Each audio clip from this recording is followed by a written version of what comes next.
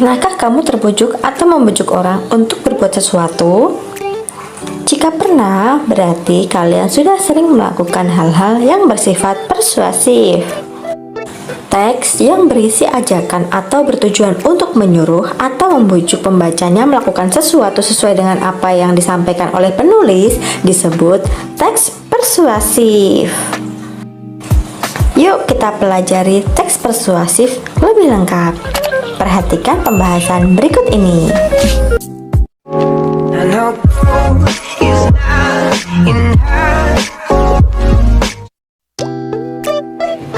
Dalam Kamus Besar Bahasa Indonesia, persuasi diartikan sebagai suatu ajakan kepada seseorang dengan cara memberikan alasan yang meyakinkan. Teks persuasi dapat diartikan sebagai suatu teks yang mengandung alasan-alasan, bukti, atau fakta yang mengandung unsur ajakan atau himbauan agar pembaca melakukan sesuatu yang dinyatakan oleh penulis. Karena sifatnya yang mengajak, di dalam karangan persuasi sering ditemukan kata yang mengajak, seperti ayo, mari, lakukanlah, dan sebagainya. Persuasi bertujuan mempengaruhi pembaca agar pembaca yakin terhadap ide, gagasan, dan pendapat yang dikemukakan, dan pembaca bersedia melaksanakan apa yang menjadi ajakan dari ide tersebut.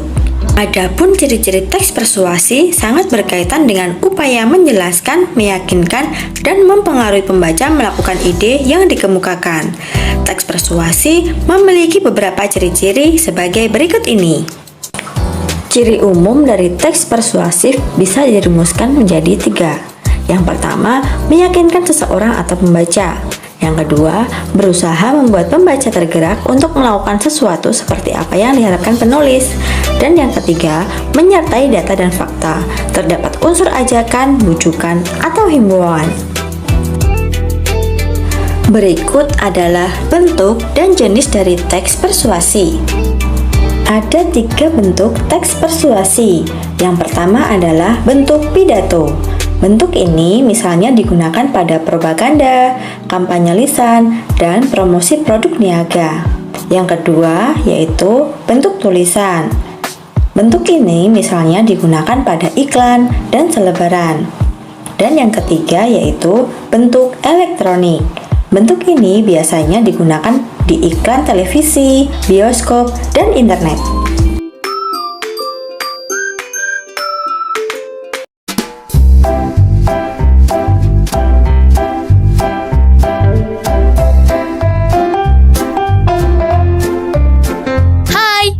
Tidak, kuman itu ada di mana-mana dan kita tidak bisa melihatnya dengan mata telanjang. Ia bisa berada di benda yang biasa kita pegang atau sentuh, lalu menempel di tangan kita. Waktu kita menggosok mata atau memegang hidung, kuman itu masuk ke dalam tubuh dan kita bisa menjadi sakit. Kuman-kuman itu juga bisa menyebar melalui udara, air, dan barang-barang lain yang kita jumpai. Ih, serem ya. Jauh-jauh deh para kuman. Jangan dekat-dekat, kita kan takut. Iya kan teman-teman? Terus gimana dong supaya kita jauh dari kuman dan bisa hidup sehat? Tenang, aku tahu caranya. Kita harus pintar menjaga diri dan lingkungan. Menjaga diri itu bisa kita lakukan dengan mudah dengan cara rajin mencuci tangan pakai sabun, mandi, dan memakai pakaian yang bersih. Kalau semua anggota badan kita bersih, kuman pasti jauh. Menjaga lingkungan tempat kita bermain dan belajar juga penting, karena lingkungan yang bersih akan membuat kuman jauh dari kita. Menjaga lingkungan itu juga mudah kok. Kita harus biasakan membuang sampah pada tempatnya dan membersihkan sampah yang ada di lingkungan kita. Tuh kan, menjaga kebersihan diri dan lingkungan itu gampang. Ayo, lakukan sekarang bersama teman-teman yang lain ya.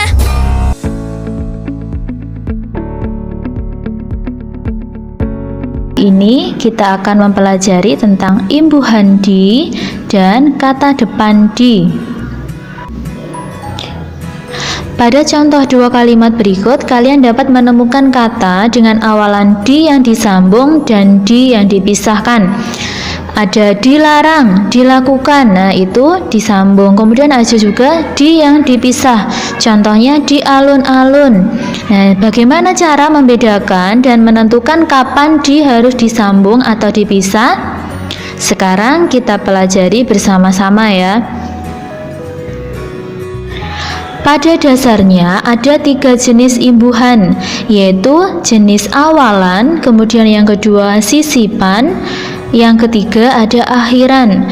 Imbuhan di termasuk ke dalam jenis awalan, yaitu penulisannya disatukan atau disambung di bagian awal kata kerja. Contoh, ditambah kata kerja baca menjadi dibaca tanpa spasi ya. Ditambah kata kerja pakai menjadi dipakai. Ditambah kata kerja pilih menjadi dipilih. Ditambah kata kerja temu ditambah imbuhan kan sama dengan ditemukan. Ditambah kata kerja makan sama dengan dimakan. Jadi tidak ada spasi antara imbuhan di dan kata kerja yang mengikutinya. Selanjutnya adalah kata depan di, sama-sama menggunakan awalan di, tetapi beda penggunaan dan penulisannya ya.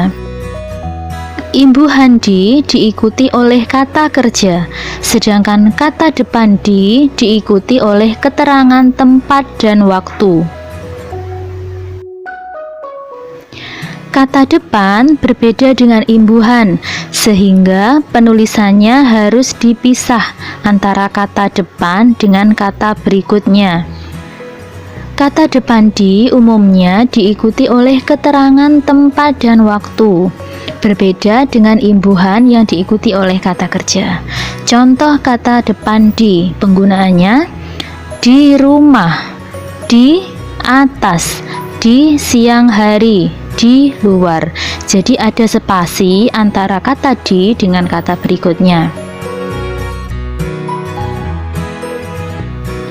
Cara membedakan imbuhan di dengan kata depan di.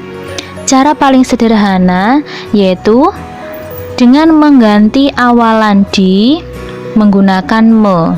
Jika arti katanya tetap padu, maka di tersebut merupakan imbuhan. Namun jika artinya malah menjadi rancu, maka di tersebut merupakan kata depan. Ini hanya cara agar kalian bisa membedakan antara imbuhan di dan kata depan di, yaitu dengan mengganti awalan di menggunakan me.